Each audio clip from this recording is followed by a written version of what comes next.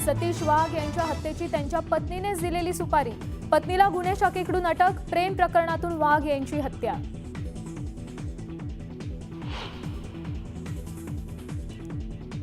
जळगावात भरधाव डंपरच्या धडकेत चिमुकल्याचा मृत्यू, संतप्त जमावानं डंपर पेटवला, रस्त्यावर ठिय्या आंदोलन करत आरोपीच्या अटकेची मागणी।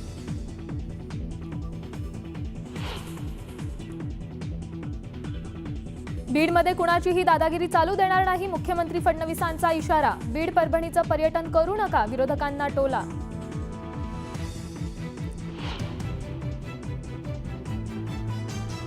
बीडचं पालकमंत्रीपद मुख्यमंत्री फडणवीसांनी घ्यावं, अजित पवार जरी असले तरी हरकत नाही, संतोष देशमुख हत्या प्रकरणावरून आमदार सुरेश धस यांची मागणी। संतोष देशमुख हत्येच्या निषेधार्थ बीडमध्ये 28 डिसेंबरला सर्वपक्षीय मोर्चा, शरद पवार मोर्चात सहभागी होणार।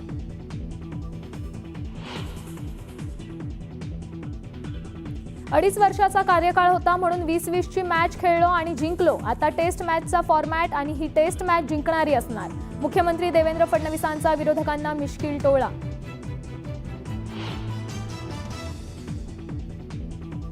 कल्याण अत्याचार आणि हत्या प्रकरणी विशाल गवळीला पोलीस ताब्यात घेतलंय, गवळींच्या पत्नीला 2 दिवसांची पोलीस कोठडी, पीडित मुलीचं सीसीटीव्ही फुटेज समोर।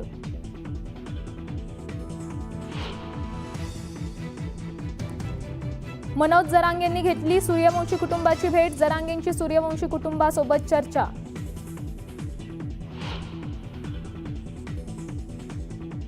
मला गडचिरोलीचा पालकमंत्री व्हायला आवडेल, मुख्यमंत्री देवेंद्र फडणवीसांचं मोठं वक्तव्य।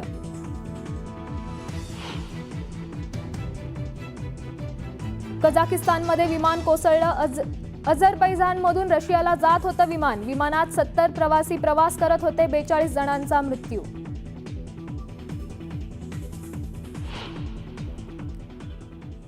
नमस्कार, मी श्यामल भंडारे, न्यूज 18 लोकमत मध्ये तुम्हा सर्वांचं स्वागत करते। सुपरफास्ट संभळमधून पाहूयात वेगवान स्वरूपातल्या बातम्या। आमदार योगेश टिळेकर यांचे मामा सतीश वाघ हत्या प्रकरणात एक मोठा ट्विस्ट समोर आलाय। वाघ यांच्या पत्नीनेच हत्येची सुपारी दिल्याचं तपासात समोर आलंय, प्रेम प्रकरणातून ही हत्या झाल्याची माहिती आहे। नागपूरमध्ये भाजपकडून भारतरत्न अटल बिहारी वाजपेयी यांच्या जनशताब्दी समारोह तसंच नवीन आमदारांच्या जाहीर सत्काराचा कार्यक्रम घेण्यात आला। यावेळी मुख्यमंत्री देवेंद्र फडणवीस, केंद्रीय मंत्री नितीन गडकरी यांच्यासह चंद्रशेखर बावनकुळेंची ही उपस्थिती होती। कल्याणमधील कोळशेवाडी परिसरात एका 13 वर्षीय अल्पवयीन मुलीवर अत्याचार केल्यानंतर तिची हत्या करण्यात आली आहे। या घटनेमुळे परिसरात तणावाचं वातावरण पाहायला मिळालं। कल्याण अत्याचार आणि हत्या प्रकरणी विशाल गवळी या आरोपीसह त्याची पत्नी साक्षी गवळीला पोलिसांनी अटक केली आहे। बुलढाण्याच्या शेगावमधून आरोपीला अटक करण्यात आली असून गुन्हा दाखल करण्यात आलाय।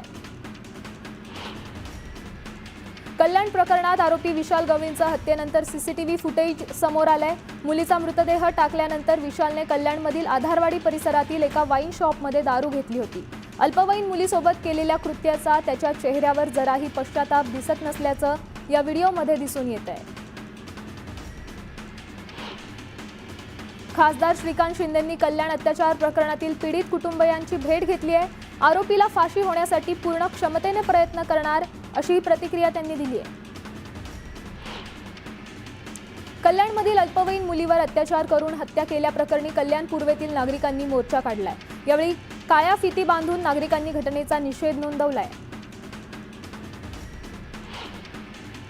संविधान प्रतिकृतीची विटंबना आणि परभणीत हिंसाचाराच्या पार्श्वभूमीवर मनोज जरांगे पाटलांनी परभणीला भेट दिली आहे। यावेळी त्यांनी बाबासाहेबांच्या पुतळ्याला अभिवादन करत संपूर्ण घटनाक्रम जाणून घेतला। मनोज जरांगे पाटलांनी परभणीत सोमनाथ सूर्यवंशींच्या कुटुंबियांची भेट घेतली। यावेळी परभणीत झालेल्या लाठीचार्जचे फोटो दाखवत सूर्यवंशींच्या कुटुंबियांना न्याय देण्याची मागणी त्यांनी केली। मुख्यमंत्र्यांना जो तपास करायचा आहे करा, मात्र सोमनाथ सूर्यवंशी प्रकरणात एकही आरोपी सुटता कामा नये असा इशारा मनोज जरांगे पाटलांनी दिलाय। सूर्यवंशींच्या कुटुंबाला न्याय न मिळाल्यास रस्त्यावरची लढाई काय असते हे दाखवून देऊ असंही ते म्हणाले। परभणी आणि बीड प्रकरणी सरकार आरोपींवर कारवाई का करत नाही असा सवाल खासदार सुप्रिया सुळेंनी उपस्थित केलाय। दोन्ही कुटुंबांवर होणारा अन्याय थांबला पाहिजे असंही ते म्हणाले। मंत्रिपदाची शपथ घेतल्यानंतर नरहरी झिरवळ पहिल्यांदाच दिंडोरीत दाखल झालेत। दरम्यान त्यांच्या स्वागतासाठी लावलेल्या क्रेनवर चक्क मनसेचा झेंडा दिसून आलाय, तर याच ठिकाणी भाजपचा झेंडा नसल्याचं विविध चर्चांना उधाण आलंय। 27 जानेवारीपासून देशभरात स्वामित्व योजनेचा शुभारंभ होणार असल्याची माहिती चंद्रशेखर बावनकुळेंनी दिली आहे। या योजनेअंतर्गत लाभार्थ्यांना वडिलोपार्जित जमिनीच्या मालकीचे कार्ड वाटप केलं जाणार आहे। शिवसेनेचे प्रवक्ते राजू वाघमारे यांनी परभणीतील दलित आंदोलक आणि सोमनाथ सूर्यवंशीच्या कुटुंबियांची भेट घेतली आहे। उपमुख्यमंत्री एकनाथ शिंदे यांनी दिलेला निरोप त्यांच्यापर्यंत पोहोचवला असून त्यांना आवश्यक ती मदत करण्यात येईल असं राजू वाघमारे यांनी सांगितलंय। मंत्रिपदाची शपथ घेतल्यानंतर भरत गोगावले किल्ले रायगडावर दाखल झालेत। यावेळी त्यांनी छत्रपती शिवाजी महाराजांच्या चरणी नतमस्तक होत महाराजांना अभिवादन केलंय। महाराष्ट्रात कायद्याचं राज्य राहिलेलं नाही असं म्हणत बाळासाहेब थोरातांनी महायुती सरकारवर हल्लाबोल केलाय। संतोष देशमुखांच्या मारेकऱ्यांना तात्काळ अटक झाली पाहिजे असंही ते म्हणाले। माणिकराव कोकाटेंच्या मालेगाव दौऱ्याच्या पार्श्वभूमीवर भुजबळ समर्थकांनी मालेगावात बॅनरबाजी केली आहे। सही वक्त पर करवा देंगे हदों का एहसास, कुछ नाले खुद को समंदर समझ बैठे हैं असा आशय बॅनरवर प्रसिद्ध करण्यात आलाय। बीडचे खासदार बजरंग सोनावणे यांना पोलीस संरक्षण देण्यात यावं अशी मागणी शरद पवार गटाच्या कार्यकर्त्यांनी केली आहे। यासाठी कार्यकर्त्यांनी पोलीस अधीक्षकांना निवेदनही पाठवलंय। उपमुख्यमंत्री एकनाथ शिंदे उद्या दिल्लीत जाणार आहेत। पदभार स्वीकारल्यानंतर पंतप्रधान मोदी, अमित शहा आणि नड्डांची भेट घेणार आहेत। ही सदिच्छा भेट असल्याची माहिती सूत्रांनी दिली आहे।